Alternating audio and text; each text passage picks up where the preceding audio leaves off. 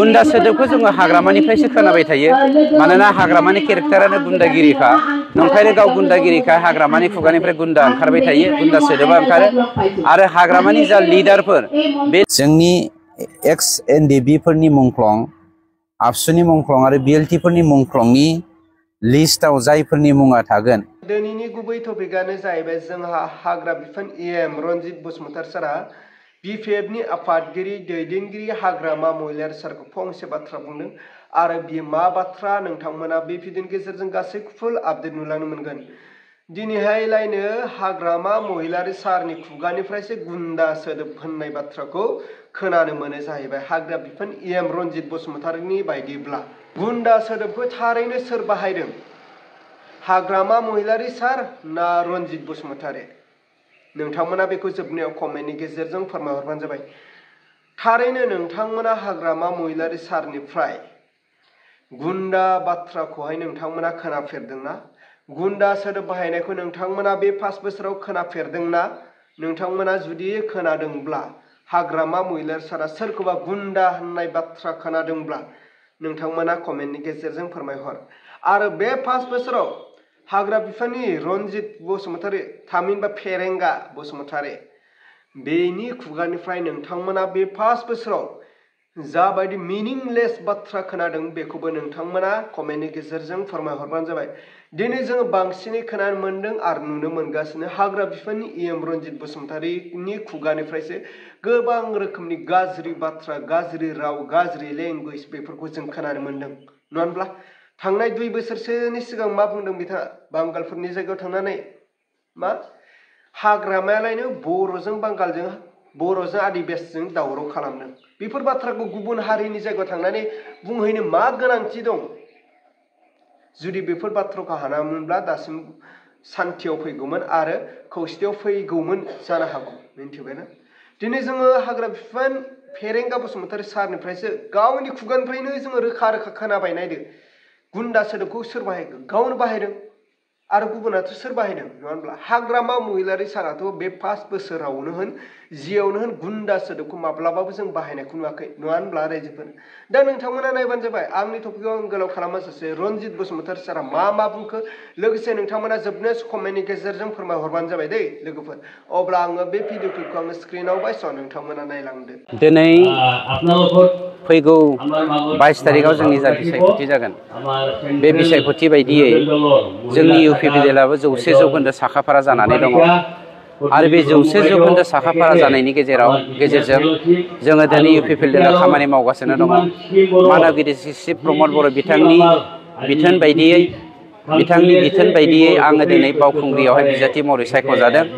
बिथांनि बिथोन बायदियै दिनै आं बावखुंग्रियाव गिदिंगासिनो दङ। दिनै गासैबो जाथि जनगोष्ठिया 100 जौखोन्दो इउपिपिएलनो भट होनो होननानै दिनै देरहासार होनानै जोंनि मानगिरि शिब बिथांखौ बा जोंनि प्रमद बर' बिथांखौ खेबसेबाव रिसिभ खालामनानै जोंनि बिटिसिआव सान्थि गायसननो खौसेथि गायसननो गोरोबलायनायनि गेजेरजों जोंनि समाजाव मोनसे गेबें लामाजों थांनो हानाय इयुननि जोंनि जा जोलै बेखौ दैदेनलांनो हानायनि खामानि मावनो थाखाय दिनै गासैबो जाथि जनगोष्ठिया खौसे जादों। राभा गार' आदिबासि बर' सूत्रधर राजबंशी बाङालि इस्लाम गासैबो बावखुंग्रियाव ज' जानानै इउपिपिएलखौ सापर्ट खालामनो फैदों। बेनि थाखायनो खोब गोजोननाय मोनदों। हाग्रामाया गाव मोननै गेलेगोन होनदों।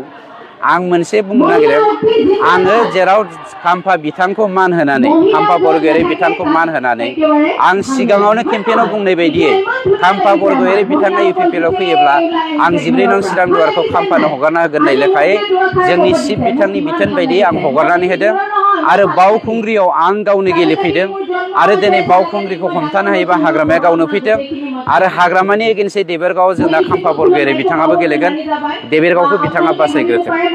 गुन्दा सोदोबखौ जोङो हाग्रामानिफ्रायसो खोनाबाय थायो मानोना हाग्रामानि केरेक्टारानो गुन्दागिरिखा नंखायनो गाव गुन्दागिरिखाय हाग्रामानि खुगानिफ्राय गुन्दा ओंखारबाय थायो गुन्दा सोदोबा ओंखारो आरो हाग्रामानि जा लिडारफोर बे लिडारफ्रा माबायदि केरेक्टारनि बेखौ दिनै 35 लाख जोंनि बिटिआर बासिया मिथिजोबखायो हाग्रामाया मोनबानि बारा देरहाया दिनैनि दिनाव इउपिपिएलनि बेरेखायै मोनबाल' देरहागोन बिपिएफआ नोंथाङा दिनैनि दिनखौ लानानै बै दिनसिम माया बिपिएफआ मोनबानि बारा देरहाया अहंकार भाबै जोङो मानसिनि सिगाङाव हाग्रामा बायदि दुगा खालामनो नागिरा बिथांनाव 3,000 कोटी राङा दाबो कारापसन खालामनाय राङा बिथांनाव दंखाय बिथाङा सानसेयाव हाजार कोटी गारनानै नङाबा 100 कोटी गारनानै हेलिकप्टार बायनानै लाबोदों भारा लाबोदों माबेनिफ्राय लाबोदों मानो लाबोदों बेखौ रायजो राजाफ्रा बुजिजोबखाबाय बिथाङा जे कारापसन खालामदोंमोन बेनो बिनि प्रमाण आरो जे फैयोब्ला कारापसन खालामगोन बेनो बिनि प्रमाण महानगरी शिब प्रमद बर' बिथांनि दैदेननायाव जोंनि सरकारा बड'फा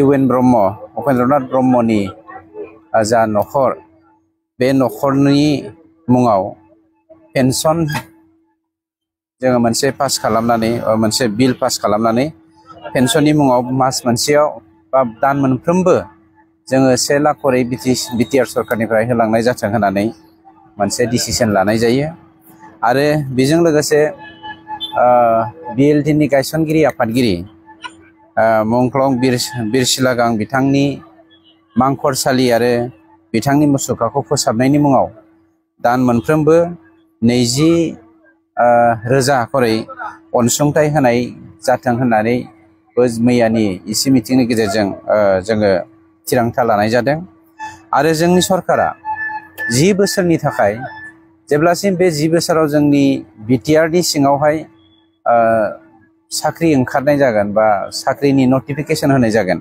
बेवहाय जोङो जेनेरेलि 3% करै मुंख्लंफोरनि नखरफोरनि थाखाय जोङो मैया इसिआव एक्जिकिउटिभ काउन्सिलाव पास खालामनाय जादों नाथायबा बे मुंख्लं नखरनि फोरनि मुङाव 3% होनाय जादोंब्लाबो मोनसे खोन्थाखौ नोंथांमोननि मिडियानि गेजेरजों आं गभर्नमेन्टनि जानानै रोखा फोरमायथिनो नागिरदों दे जोंनि एक्स एनडिबि फोरनि मुंख्लं आबसुनि मुंख्लं आरो बिएलटिफोरनि मुंख्लंनि लिस्टआव जायफोरनि मुङा थागोन बिथांमोननि मुंख्लंनि नखरनि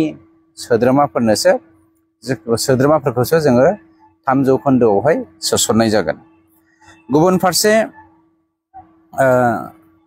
कलागुरु बिष्णु प्रसाद राभा आरो जोंनि सला अस्टाड जायखौ जोङो सन्तोष कुमार बसुमतारी होननानै मिथियो बिथांनि जा फिल्ड जात्रा गाव माने जात्रा गाव खालामनाय बै जात्रा गाना बिथाङा खोब बेवहाय मुंदांखा बर' समाजावहाय बिथांमोन सानैनि मुङाव सला अस्टाड आरो बिष्णु राभानि मुङाव जोङो बोसोरफ्रोमबो जोंनि सरकारा नर्थ इस्ट रिजन एवार्ड होनायनि थाखाय मैयानि इसि मिटिंनि गेजेरजों थिरांथा लानाय जादों अब्ला मानो गेदेर रायजो राजा आरो लोगो नोंथांमोना थार नुखाबाय खोनाखाबाय हाग्रा बिफान इएम रनजित बसुमतारी सारा दिनै मा बाथ्रा बुंखो गुन्दा सोदोबखौ हाग्रामा महिलार सारजों लोगोसे माखासे बिपिएफनि दैदेनगिरि नेताफ्रासो बाहायो जाहैबाय बे बेसेबां सैथो जोंनि बर' समाजनि थाखाय बेसेबां गनायजाथाव जुदि बिजाथि गसंदोंब्ला बिजाथि बायदियैनो था रायजो राजानि खामानि माव नाथाय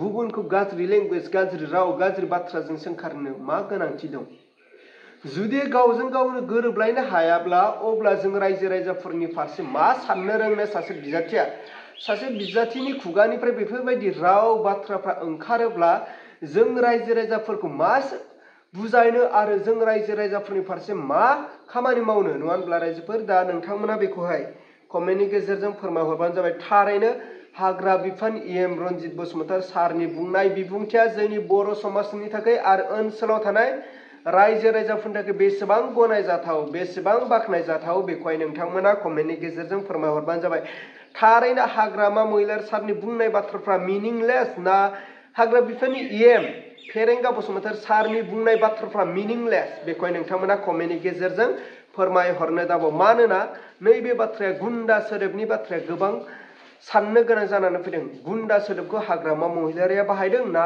फेरेंगा बसुमतारिया बाहायदों बेखौ नोंथांमोना कमेन्टनि गेजेरजों फोरमायहर। अब्ला रायजोफोर दिनैनि भिडिअखौ आङो बेखिनियावनो फोजोबबाय। भिडिअखौ मोजां मोनदोंब्ला लाइक, लोगोसे चेनेलखौ मोजां मोनदोंब्ला साबस्क्राइब।